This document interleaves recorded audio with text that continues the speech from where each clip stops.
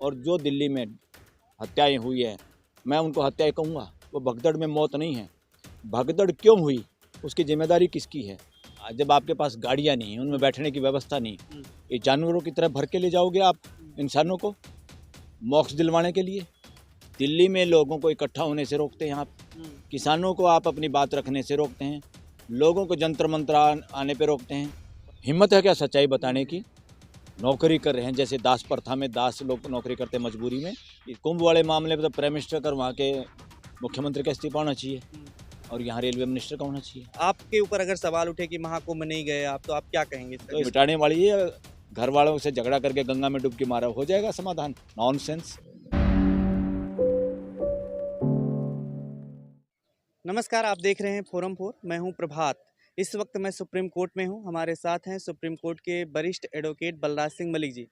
जिस तरीके से नई दिल्ली रेलवे स्टेशन पर भगदड़ मची और भगदड़ की ऐसी कहानियां जो है पिछले कुछ महीनों से लगातार सुनाई दे रही है। महाकुंभ में जिस तरीके से लोगों को बुलाया गया और उसके बाद महाकुंभ में श्रद्धालुओं के बीच भगदड़ मच गई अचानक रातों रात, उसमें कई लोग मरे। वहाँ पर तमाम आरोप भी लगे, विपक्ष ने तमाम आरोप लगाए कि मौतों का आंकड़ा कहीं और ज़्यादा है, जबकि सरकार ने 30 तक के आंकड़े जारी किए थे। और इसके बाद नई दिल्ली रेलवे स्टेशन पर महाकुंभ जा रहे लोगों के बीच जो भगदड़ मचा, उसमें भी सरकार ने 18 लोगों की मौत का आंकड़ा मतलब ऑफिशियल रिकॉर्ड पर है, लेकिन इससे कहीं अधिक मौत बताए जा रहे हैं। हालांकि ये आरोप लगातार लगते रहे सरकार पर, और सरकार पर ये भी आरोप लगते हैं कि इस तरीके के भगदड़ की जो कार्रवाई या कोई ऐसी जो घटनाएं जो घटती हैं, उस पर कहीं ना कहीं सरकार लीपापोती करती है, पहले छुपाती भी है। और ये सब चीज़ें क्यों होती हैं आखिर? भगदड़ का माहौल और इस तरीके से सरकार का जो रवैया है, रेलवे में आए दिन दुर्घटनाएं होती हैं, इन्हीं सब मुद्दों को लेकर के बात करेंगे। कैसे सर इस तरीके की नई दिल्ली रेलवे स्टेशन वाला जो भगदड़ मचा है, उसको आप कैसे देखते हैं? ये शासन मानसिकता में होता है, ये व्यवस्था की कमी।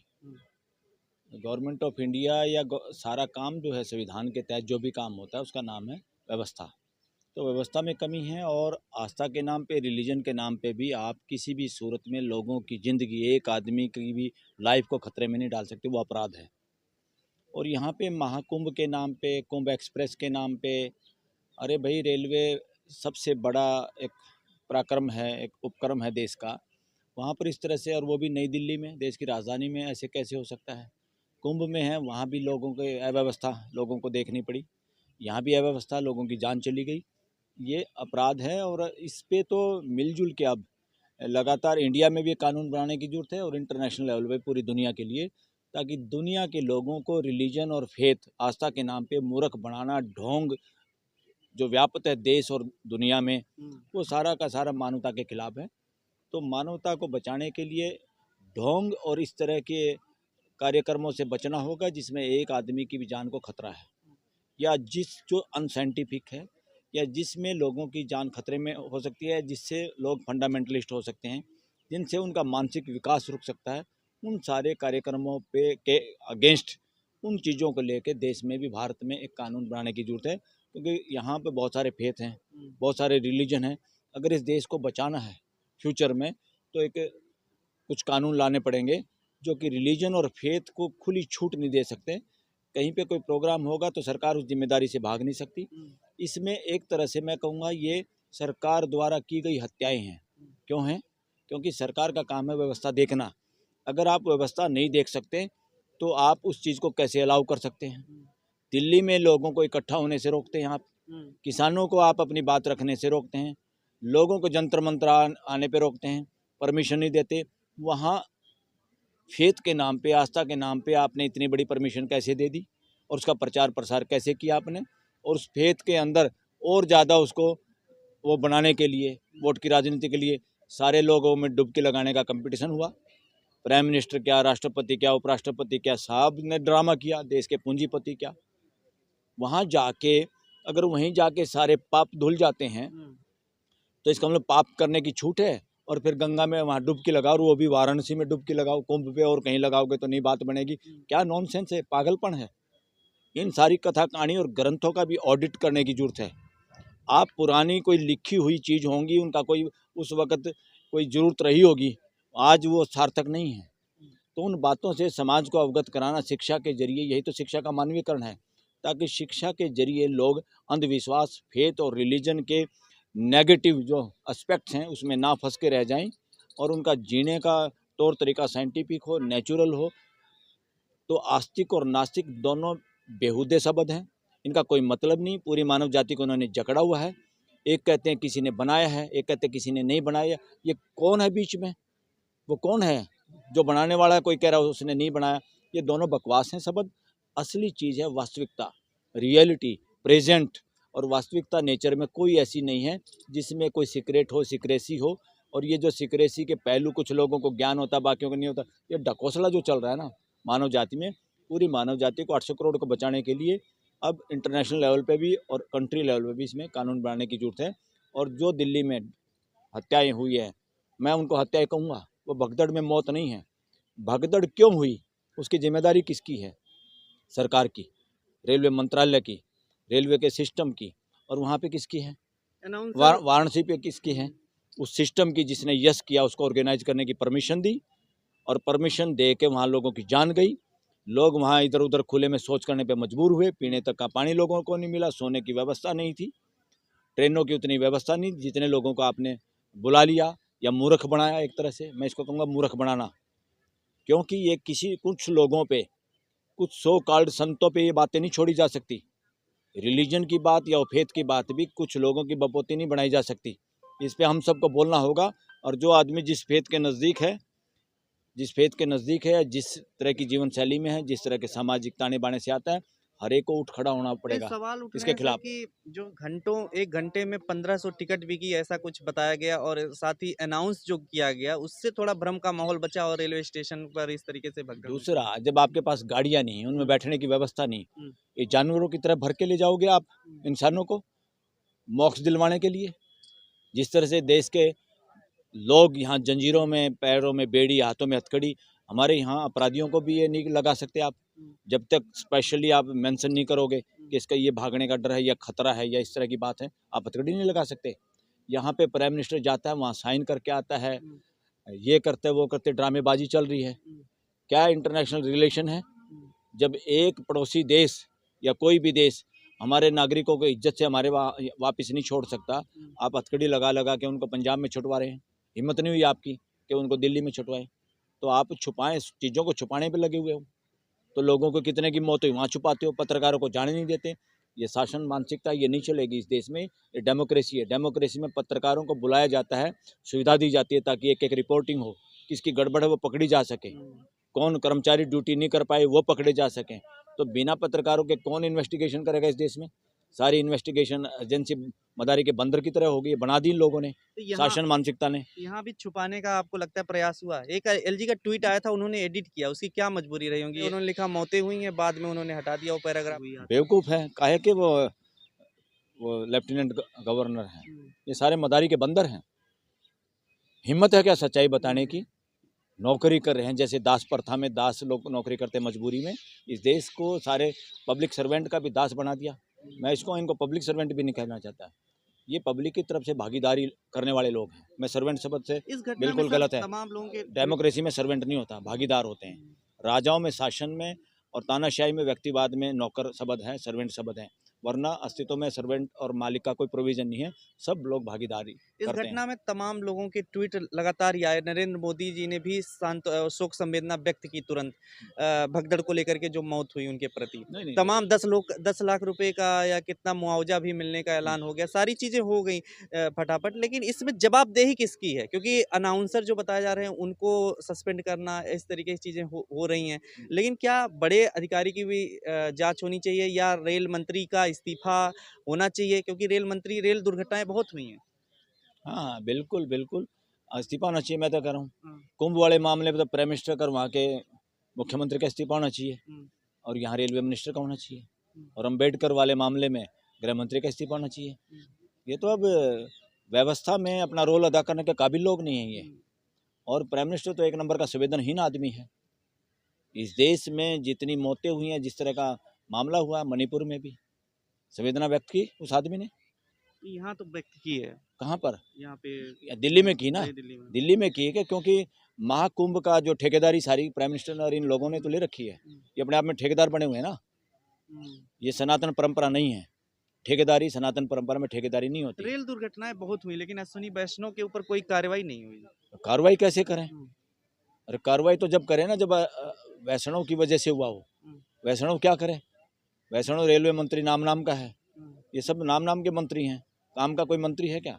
जो कुछ है पीएमओ है, प्राइम मिनिस्टर ऑफिस है, वहीं से सब कुछ होता है। ये तो सब पपेट्स हैं और कुछ नहीं है। वो होते हैं ना, किसका खेल होता है राजस्थान में, वो कठपुतलियाँ, ये सब कठपुतली है। इससे सर इस दुर्घटना से तमाम सवाल भी खड़े हो रहे हैं कि नई दिल्ली में राजधानी जो है और नई दिल्ली रेलवे स्टेशन पर इस तरीके का माहौल बनता है और कहाँ रह गई सारे फोर्स और सारी चीजें और सारा जो व्यवस्थाएं जो जिसका दावा होता है। अरे सारी व्यवस्थाएं तो पंगु कर रखी इन्होंने।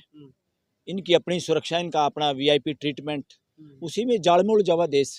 इन्हीं की चमचागिरी करने में लोग अपनी पोस्टिंग, अपनी नौकरियां सुरक्षित करें, अपनी टिकटें, राजनीति में अपने पद सुरक्षित करें, बाकी देश जाए भाड़ में। इनको क्या लेना देना? ये डेमोक्रेसी के चेहरे नहीं हैं। ये शासन मानसिकता, राजशाही, व्यक्तिवाद के चेहरे हैं। ये खतरनाक चेहरे हैं डेमोक्रेसी के लिए। और डेमोक्रेसी में ये नहीं चल सकता। डेमोक्रेसी ने उन्होंने क्या कहा था? सुशासन देंगे। अरे सुशासन नहीं, शासन को मारो लात। शासन होता है क्या? डेमोक्रेसी में शासन नहीं होता। डेमोक्रेसी में व्यवस्था होती है, मानवीय व्यवस्था, संविधान के हिसाब से मानवीय व्यवस्था। और व्यवस्था आपने देख ली, वहाँ पे देख ली, कुंभ जहाँ हो रहा है वहाँ भी व्यवस्था देख ली, दिल्ली के रेलवे स्टेशन पर भी व्यवस्था देख ली। रिकॉर्ड बन गया लेकिन नहीं, 50-60 देश करोड़ के लोगों को और व्यवस्था और देखनी है अभी, और सुशासन चाहिए तो बैठे रहो, इंतजार करते रहो, और भी सुशासन मिल जाएगा। इतना मिल जाएगा, ये देश की जीभ बिल्कुल शांत हो जाएगी, बोल नहीं पाएगा आदमी। बोलने का अधिकार। नहीं सर, रिकॉर्ड तो बना ना 50-60 करोड़ लोगों का जो दिखाने की कोशिश थी सरकार की, एक रिकॉर्ड बनाने की कोशिश थी। ये रिकॉर्ड भी जो मजबूरी में, जो इनका माइंड सेटअप हो गया ना लोगों का, ये करने से ऐसे हो जाएगा, ऐसे भला हो जाएगा, ऐसे पाप कट जाएंगे, ऐसे प्रमोशन हो जाएगा, ऐसे नौकरी हो जाएगी, ऐसे धन मिल जाएगा। हमारी कथा कहानी में ये तो है, फलाने की पूजा करो ये हो जाएगा, फलाने की पूजा करो। नॉनसेंस है, ढोंग फैला रखा है देश में। देश में सनातनी परंपरा लोगों को मानसिक गुलाम बनाने के लिए नहीं होती। ये सनातनी परंपरा नहीं है, ये वर्णवादी परंपरा है। ये वर्णवादी दिमक ने देश को खाया हुआ है। वर्णवादी लोगों की कथा कहानियों में, वर्णवादी लोगों के इस तरह के सम्मेलनों में ये देश जितना जकड़ा रहेगा, अपने पैरों पे खुद कुल्हाड़ी मारेगा। और लोग समझ रहे हैं अब, और लोग समझ रहे हैं। अब देख लिया होगा कितने सारों को मिला है, अब कितनों को सब पाप धुल गए, पता चल जाएगा। अरे कितनी बार आप गंगा नहा के आए हो, कितने लोगों के पाप कटे हैं। ये नहाने से पाप कटते तो बाकी चीज़ों की जरूरत नहीं, फिर तो यहाँ सरकार की भी जरूरत नहीं थी। अपने आप ही सारा समाज अपने आप ही ठीक हो जाता। कहीं गंगा है, कहीं यमुना है, नहाते रहो, पानी ला कर शरीर पर डाल दो, फिर तो सारे जो अपराधी जेल में बंद है उनको 2-2 छींटे मारो गंगा जल के और अपना छोड़ दो। जेलों में क्यों रखे हुए इनको? ऑल दिस नॉनसेंस को बढ़ावा दे रहे हैं। सरकार का कभी रोल नहीं है जो फेथ और रिलीजन में बढ़ावा देने का कार्यक्रम करे। इन्होंने लिमिट क्रॉस कर दी है। ये अमानवीयता है, ये मानवता के खिलाफ है। लेकिन सर ये छुपाने की जो कोशिश और होती है, सारे रिलीजन पे लगाम लगानी पड़ेगी।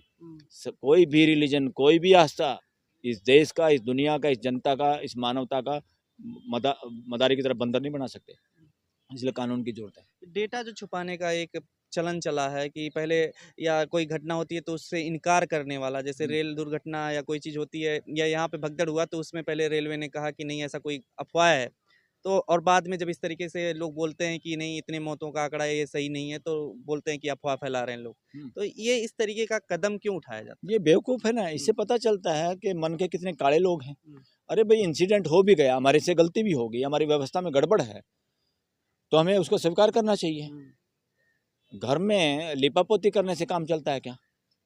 इतना ही तो है, कोई 10 लोगों का घर है, ये 140 करोड़ लोगों का घर है, एक परिवार तो है। परिवार से बातें छुपाई जाती हैं क्या? उससे छुपाने से क्या होता है? इसका मतलब आप व्यवस्था प्रोवाइड नहीं करते, आप व्यवस्था में आपका इंटरेस्ट ही नहीं है। आप सिर्फ सत्ता पे कब्जा रखना चाहते हो। आपकी मानसिकता शासन की है, राजशाही की है, तानाशाही की, व्यक्तिवाद की है। आपकी मानसिकता डेमोक्रेटिक है ही नहीं। आप लोकतांत्रिक मूल्यों को और संवैधानिक मूल्यों की ऐसी की तैसी आपने कर दी। आपके दिमाग में वो बातें ही नहीं। आप ढोंग कर रहे हैं संविधान की शपथ लेने का। नहीं वो योगी आदित्यनाथ या तमाम लोगों के तर्क मतलब पक्ष में तर्क दिए जा रहे हैं कि इतना बड़ा आयोजन है तो छोटी मोटी घटनाएं हो क्या जाती हैं आयोजन है? इस क्या तरीके से। क्यों किया? इतना बड़ा आयोजन है, फिर इतना बड़ा आयोजन है, इतना बड़ा आंदोलन है, फिर लोगों को, किसानों को, मजदूरों को, कर्मचारियों को यहाँ जंतर मंतर पे क्यों नहीं वो करने देते? इतना बड़ा आयोजन है, कुछ तो होता है। नॉनसेंस बात है, बकवास है। ये कौन दे रहा है तर्क? ये बदमाशों के तर्क हैं। ये कुतर्क मानवीय लोगों के हो सकते हैं। इतना बड़ा आयोजन है, इतना बड़ा आयोजन करने की क्या जरूरत थी? नॉनसेंस है। जिसने भी आयोजन किया है वो सब जिम्मेदार हैं, लोगों के हत्यारे हैं। इस देश के जो लोग कुंभ में या दिल्ली के रेलवे स्टेशन में मारे गए हैं, मरे हैं, वो सब मारे गए हैं। उनको मारने के लिए सारे लोग पकड़ने चाहिए। जो कुंभ के आयोजन समिति और उसको परमिशन देने वाले जो लोग हैं, उनको गिरफ्तार करना चाहिए, उनको पकड़ना चाहिए, चाहे वो नेता हों चाहे संत महात्मा हो। लेकिन कोर्टों का क्या रवैया है? सुप्रीम कोर्ट में आप हैं, सुप्रीम कोर्ट भी इन चीज़ों पे संज्ञान तो कभी लेती नहीं है। सुप्रीम कोर्ट संज्ञान कहाँ लेती है? जैसा देश है ऐसी सुप्रीम कोर्ट। सुप्रीम कोर्ट की सिचुएशन वही है जैसे सरकार की। सुप्रीम कोर्ट में बिरले आपको जज दिखाई देंगे जो हिम्मत दिखाते हैं। बाकी सुप्रीम कोर्ट क्या है? सुप्रीम कोर्ट भी टाइम पास है, सब अपना अपना काम कर, अपनी नौकरियां कर रहे हैं, अपना समय व्यतीत कर रहे हैं। Who is caring fundamental right of the people of this country? Who is caring constitution of this country? ये सब ये गलत है। लेकिन सर आपके ऊपर भी प्रश्न उठेगा, एक अंतिम सवाल जो है कि जो लोग महाकुंभ नहीं जा रहे हैं, जो आस्था नहीं है जिनमें, वही इस तरीके की बातें करते हैं। आपके ऊपर अगर सवाल उठे कि महाकुंभ नहीं गए आप, तो आप क्या कहेंगे इसका? तो इसका मतलब 50 करोड़ ये बता रहे हैं, झूठे आंकड़े हैं इनके। एक तो बकवास है, झूठ बोल रहे हैं, देश को गुमराह कर रहे हैं। कोई 50 करोड़ नहीं गए, ना 50 करोड़ को जाने की जरूरत है, ना देश के लोगों को वहाँ जाने की जरूरत है, ना उससे कुछ होने वाला है। हमारी ड्यूटी है अपने परिवार को बचाने की, अपने समाज को बचाने की, एजुकेट करने की, कि इस तरह के ढोंग ढकोसड़े में फ्यूचर में मानने की जरूरत नहीं है। अपने कर्मों से, सही काम करने से, प्रेजेंट में जीने से ही होगा। यहीं पे अगर हमारे संबंध एक दूसरे से अच्छे रहेंगे, हार्मोनी के साथ जिएंगे, तो यही मोक्ष है और यही पापों का पछतावा। एक दूसरे से आपस में, घर में, परिवार में एक दूसरे से माफ़ी मांगना, गलती की माफ़ी मांगना ज़्यादा सुखदायी है। ये क्लेश को मिटाने वाली है। घर वालों से झगड़ा करके गंगा में डुबकी मारा, हो जाएगा समाधान? नॉनसेंस। तो ये सारी की सारी बातें बकवास हैं। और न केवल अभी लगाम लगानी पड़ेगी इन पे, जितने भी, मैं एक रिलीजन की बात नहीं कर रहा, सभी रिलीजन के लोगों पे जो ढोंग बना के दुकानदारियां अपने पावर हाउस बनाए हुए हैं। ये पावर हाउस हैं, ये लोगों को, ये सत्ता के केंद्र हैं, रिलीजियस सेंटर भी। इनको हिसाब किताब देना होगा समाज को, और सच्चाई बतानी पड़ेगी। इनसे पूछना चाहिए कि कैसे यहाँ नहाने से मोक्ष मिलता है, मोक्ष होता क्या है, ये बताओ पहले। और वो बूंद यहीं पे रख पड़ी हुई है कि आज तक, क्या बेवकूफ़ अनसाइंटिफिक बातें कर रहे हैं और बताते हैं फिर।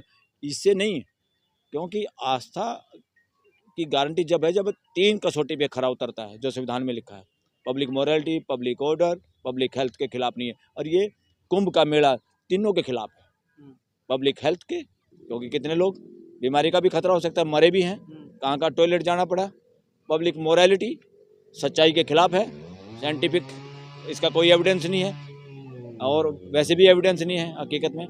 और पब्लिक ऑर्डर, भगदड़, कैसे रेल में बैठे हैं लोग, कैसे खिड़कियों से घुस रहे हैं लोग, सांस नहीं आ रहा, क्या क्या इस तरह की घटनाएं बता रहे हैं लोग कि ज़िंदगी में दोबारा वहाँ जाएंगे नहीं, और अपनी आने वाली पीढ़ियों को कहेंगे कि वहाँ जाना मत। लेकिन रेल दुर्घटनाएं तो होती हैं, भगदड़ नहीं मची मान लीजिए कुंभ में, लेकिन पहले रेल दुर्घटनाएं होती हैं, उसका क्या समाधान है आपके? रेल दुर्घटना का भी है, क्योंकि रेलवे एक हमारी व्यवस्था है यातायात की, उस व्यवस्था को सुदृढ़ करने की जरूरत है। यही तो है संविधान का मैंडेट। संविधान यही तो चाहता है, हमें अपनी सारी व्यवस्थाएं दुरुस्त करनी है, उनको मानवीय करना है, मानवीय व्यवस्था बनानी है। तो सरकार नहीं है, शासन नहीं है। अब कह रहे हैं ना राष्ट्रपति शासन लगा मणिपुर में, कौन राष्ट्रपति और कौन राष्ट्रपति का शासन? नॉनसेंस बात है ये। शासन नहीं, व्यवस्था, राष्ट्रपति की व्यवस्था, राष्ट्रपति के जरिए व्यवस्था। मैं तो कह रहा शासन तो पहले भी नहीं का था, डबल इंजन की सरकार, अभी भी नहीं का शासन है, अब केंद्र से डायरेक्ट जाएगा। तो क्या है? शासन नहीं। कॉन्स्टिट्यूशन का मतलब है देश की मानवीय व्यवस्था, और देश में सरकार नहीं, देश में व्यवस्था चलाने की जिम्मेवारी के साथ हैं लोग। ये चाहे कोई पीएम हो, चाहे सीएम हो, चाहे कोई राष्ट्रपति हो, ये शासक नहीं है। बहुत बहुत धन्यवाद सर। आपकी क्या राय है, आप भी कमेंट करके बताइएगा कि इसका जवाबदेही किसके ऊपर तय होगा, और क्या कुछ भविष्य में होगा। जिस तरीके से भगदड़ की घटनाएं होती हैं, उससे सरकार भी एक तरीके से मुंह मोड़ लेती है और कार्रवाई भी करती है, तो उन लोगों के खिलाफ करती है जो इसके असली जो है दोषी होते हैं, उनके खिलाफ नहीं होती है, बल्कि उनके खिलाफ होती है जो अनाउंसर या छोटे मोटे कर्मचारी होते हैं, उन्हीं के खिलाफ। खबरों में बने रहने के लिए फोरम 4 को सब्सक्राइब करें और नोटिफिकेशन पाने के लिए बेल आइकन दबाएं।